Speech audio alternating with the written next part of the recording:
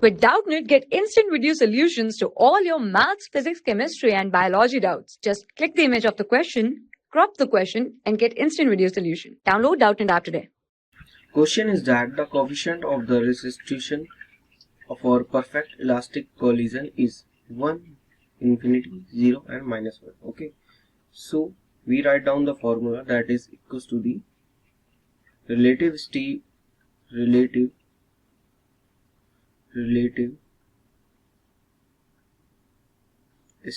after collision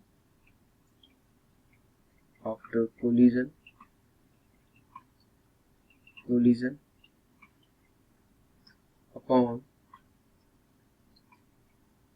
relative speed before collision. Relative speed before collision. Okay, and for an elastic collision,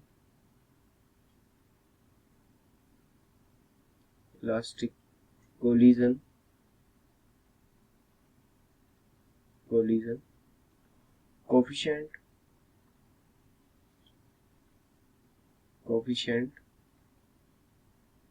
of restitution